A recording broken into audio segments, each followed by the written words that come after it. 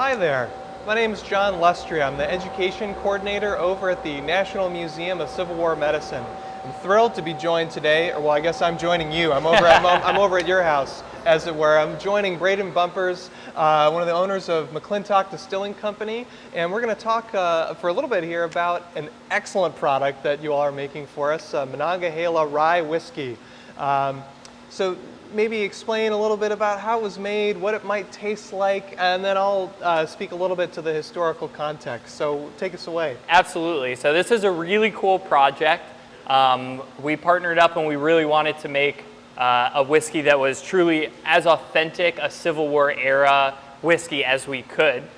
So we chose a Monongahela style rye, which is a 100% rye whiskey, very popular. A Maryland trademark. Yeah, right? so Maryland and Pennsylvania were really known for this very peppery, very spicy, very rye forward whiskey. And then in Maryland, we'd add some adjuncts to it, but we wanted to do just heirloom varietals. We used a Danko rye, which is very popular to be grown around this area. And we took the rye, we stone burr milled it, which is how they would have done it back in those times.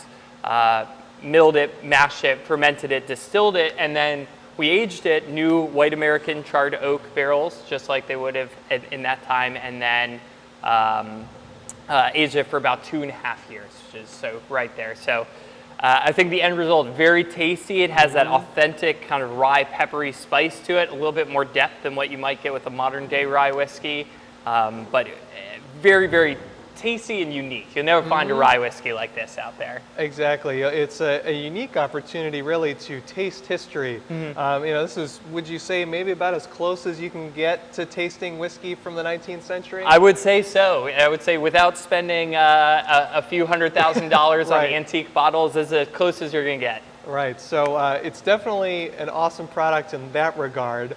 And it's available May 29th. You can get it here at McClintock on the day, or you can get it through the website, and they do deliveries within 30 miles, right? That's correct. Excellent. So there's all kinds of great ways you can get it, and it's a great way to support both our institutions, McClintock Distilling, as well as the National Museum of Civil War Medicine. We always love partnering with people here in the community. It's just a 5-minute walk from the museum, so maybe once you pick up your whiskey, you can go over and pay us a visit at the museum.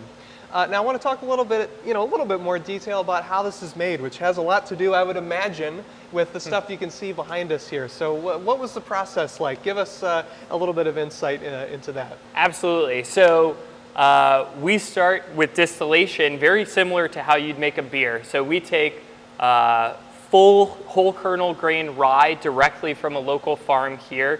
And you're big on the locally sourced. Yeah, so part of the flavor you get with whiskey comes from the growing conditions. So the soil, the amount of sunlight, the local flora in the air, and that's what we're really big on, restoring that heritage and history of what we have here in the Mid-Atlantic. And this just occurred to me, like the literal soil that some of those grains were grown in, may have grown some of the grain that would have gone into 19th century whiskey. Absolutely. That's such a cool thought. Yeah. It just occurred to me. And that's part of what makes it so authentic. And what we do with all of our products is working with local farms. You get, I don't like the term terroir like the winemakers use, but that's basically what it is. It's this grain grown here doesn't taste like the same grain grown in Colorado. Sure, so we really recapture the flavors, and all of that flavor is what gives you the final product in whiskey. Very cool. So we're taking these grains, we're using stone to mill it into a really fine flour, and then we use enzymes to convert starches into simple sugars, which is what the yeast can easily eat and turn into ethyl alcohol, which is what we're interested in. Right. So at that point, if you looked at it under a microscope chemically, we've essentially made a beer at that point. Okay. But we take it one step further, where a brewer would carbonate it, filter it, they're done, bottle it. We throw it in our pot still here. And this is the real tall guy here. Yes. So you can see this is a very authentic, pot still. This is what a lot of people in the 17 and 1800s would have been using. We have this hybrid still, so we have this rectification column that we're able to clean it up. Now for this whiskey, we want it to be authentic as possible, so we just pot distilled this.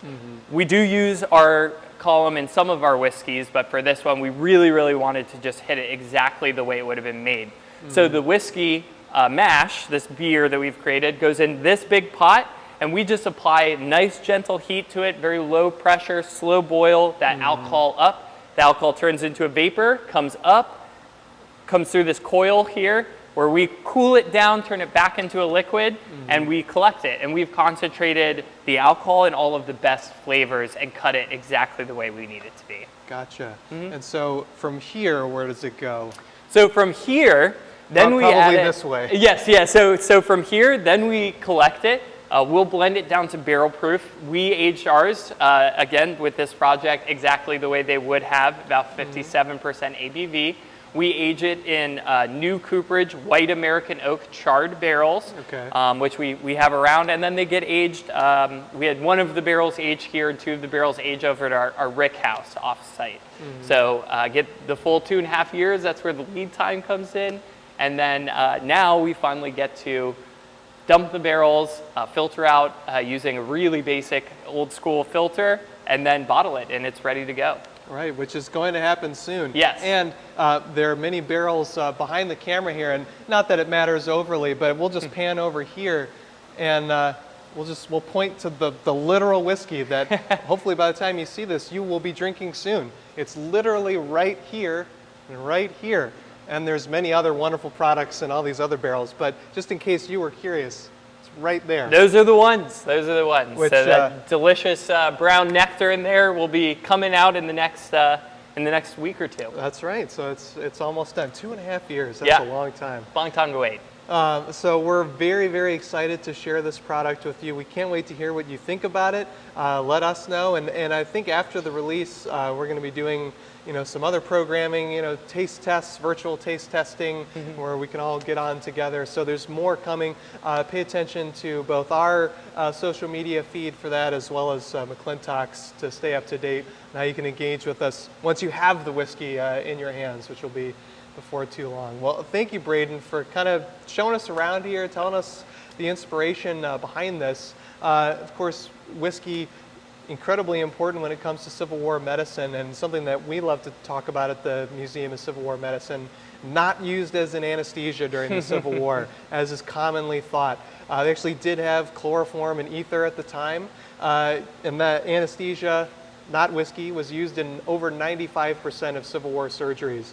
Whiskey was used as a stimulant back then, which is odd to us because we think of it as a depressant, of course. But that kind of burning sensation that you talked about with the rye, and the alcohol, of course, they're giving that to wounded soldiers for shock and things like this. So this is a great way to taste history and kind of connect with the story of Civil War medicine. So be on the lookout for all the ways you can find this and engage with us once it's out. I know I'm very excited about it. I know you're all very excited about it. Absolutely. So thanks for having us over, and we'll see you whenever we see you, viewers.